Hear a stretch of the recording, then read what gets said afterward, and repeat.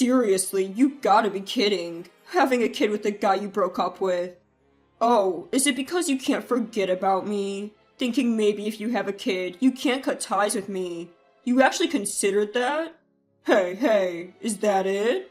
It's ridiculous. Looking back now, it was definitely the right decision to break up. If I'd stayed with this daydreamer, I wouldn't have the happiness I have now. Today, I want to talk about this unforgettable dark past of mine and the drama of its reversal. My name is Amy. I'm a 53-year-old housewife who finds joy in leisurely doing housework while watching the morning news. I was 38 at that time. I was living peacefully with my husband Keith, but around that time, a slight air of unease began to flow in our house. Keith started responding to my words with indifference, or rather, a kind of imposing, So? or, And? when I tried to continue with, so you see, I'm busy. he would cut me off with. It felt dismissive, as if I was being treated harshly. He hadn't always been like this. He was more of a chatterbox who would try to make me laugh with his jokes whenever he can. But then, this sudden change, because it was so abrupt, I wondered if I had done something wrong, but I couldn't think of anything.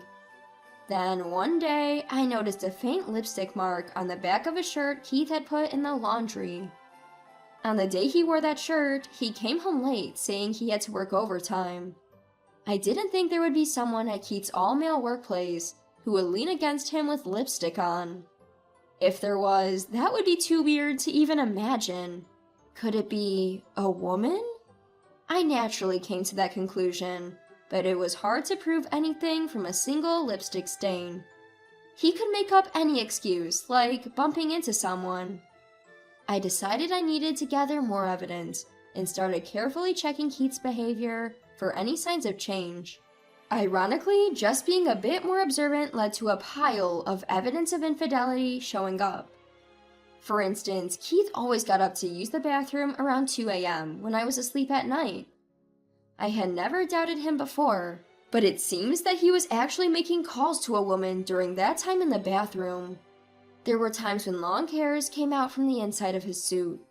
Also, sometimes when I looked closely at his handkerchief, there were traces of what seemed like wiped-off lipstick. The icing on the cake was when I borrowed Keith's car after a long time and found a tinted lip balm. If Keith had been using a tinted lip balm, that would be another story. But I thought this would be the most irrefutable evidence yet.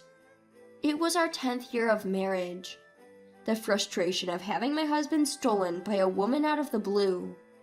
The pure loneliness of not wanting to be alone, and the love for Keith rekindled. Is it really impossible to make amends? Is there no way to make him come back to me just once more? Is there nothing that can revive something once cooled off? Pregnancy at this timing, it's a gift from God. Needless to say, I couldn't help but think that way. We didn't have any kids.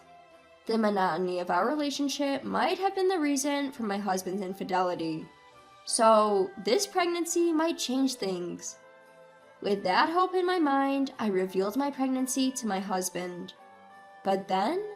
What? Give me a break. That's just troublesome. Let's break up. I couldn't believe my ears. Well, looking back, I suppose I was naive to think he might come back to me. It's rare for a man who's been unfaithful to return. Life doesn't always play out like a TV show or a movie. But back then, I believed that we loved each other and got married so we could surely reconcile. How could you say something like that? It's your baby! Even a child would be better off without a father like me. You've realized that, haven't you? Seeing my husband smirk, my heart skipped a beat. I've been cheating. Pretending not to know about my husband's affair, planning to go back to normal after the baby, it feels like I had been pushed off a cliff. At that time, I thought, if the affair comes to light, the tension between us will make him not come back.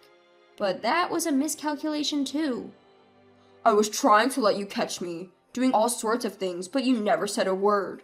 I'm tired of waiting. What?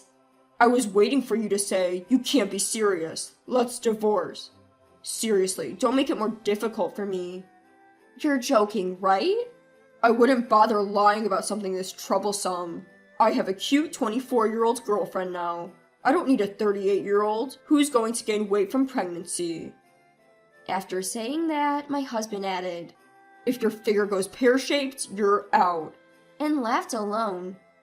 I couldn't laugh at all. Here, take this. I'll pay alimony or whatever. Just sign this quickly.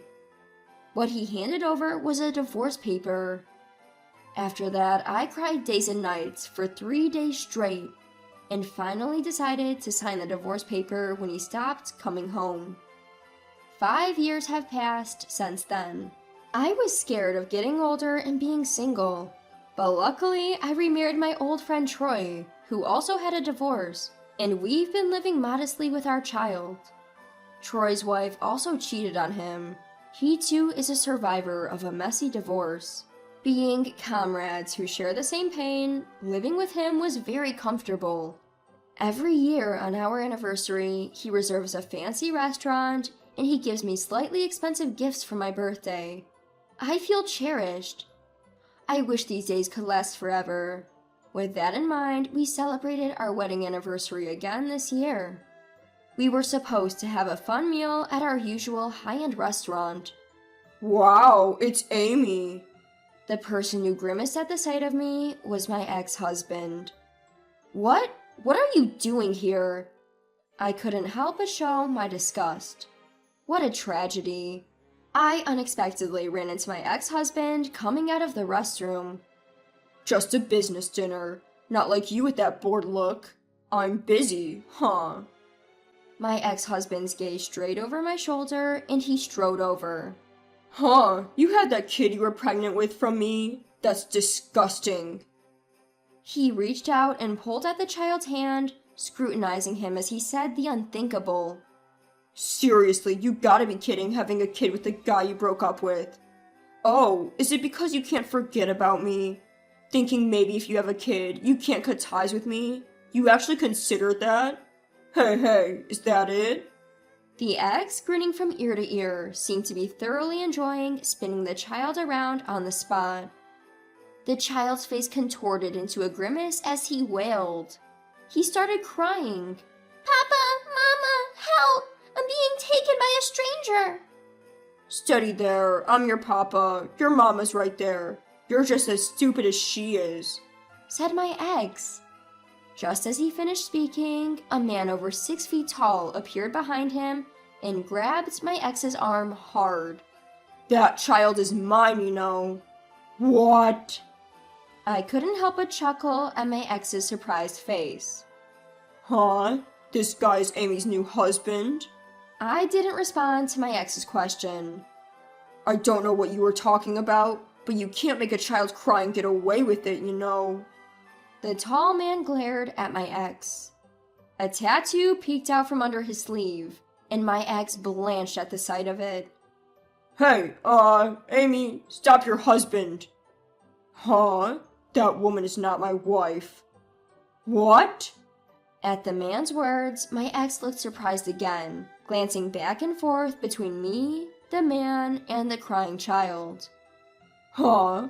What? Then who's this kid? Before he knew it, my ex found his arms tied up by the man. This man is acting suspiciously and being suspicious. Someone call a staff member. There's a man here harming my kid. The man shouting at the restaurant caused such a commotion. Oh dear, what a way to celebrate a special anniversary. I thought, but I couldn't help but smirk. It had turned out to be a good day, if only by accident. Wait, staff, over here. I saw this man forcibly grab a child's arm. At my words, my ex's mouth fell open. Wait, Amy, what's going on? I really don't get it. I told my frantic ex.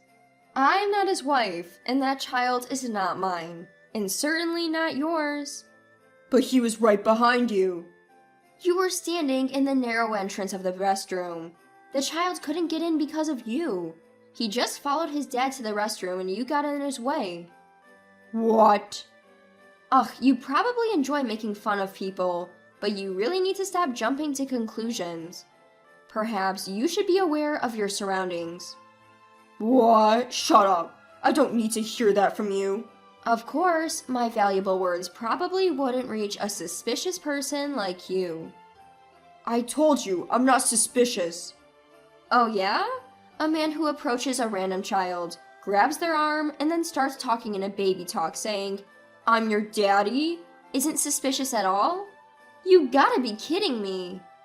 That's because... Then you have the nerve to say to the woman in front of you, "Your mom is over there, right? Do you still think we're a couple?" As I say this with a smirk, my ex-husband Keith turns bright red and yells, "Stop messing with me." However, as Keith gets louder, the man restraining him tightens his grip. Ouch. Hey, mister. Let me go. I'm innocent. How are you innocent? You undeniably made our precious son cry. That's a misunderstanding. Before Keith could finish, I cut him off with, "The fact is, you misunderstood and laid your hands on someone else's child, right?" In response, Keith glared at me and said, You. "Ew, I've been glared at by a suspicious person. Scary." I say this in a deliberately cute voice, and it seems to rub Keith the wrong way. He starts to attempt to escape from the man's grip. "You're so deluded, you even think we're still a couple. Oh, perhaps you couldn't forget about me?" I purposefully repeat the accusation Keith had made earlier. As expected, Keith becomes enraged, and sensing the danger, the man throws him to the ground and straddles his back. You really thought you could escape from me? While the man might be trying to lightly intimidate him, the tattoo adds a layer of genuine scariness. Keith must have thought, This might be the end of me. Hey, Amy, tell them it was a misunderstanding. And as I've said, pulling on a stranger's child's hand is not a misunderstanding at all. I thought it was my kid. Upon hearing Keith's childish pleading in a half-crying voice, I burst into laughter. Claiming he's your kid when you haven't even acknowledged him and haven't paid any child support? Huh? Did we ever talk about recognition or child support after our divorce, Keith? Well, I wouldn't have acknowledged him even if you did. You knew that, and that's why you never contacted me, right? Don't be stupid. Why would I do such a thing when I'm raising a child by myself? I'd hunt you down until you pay. Huh? But then why? You see, the pregnancy test turned out to be a false positive. When I went to the OBGYN, they told me I wasn't pregnant, and that solidified my decision to sign the divorce papers.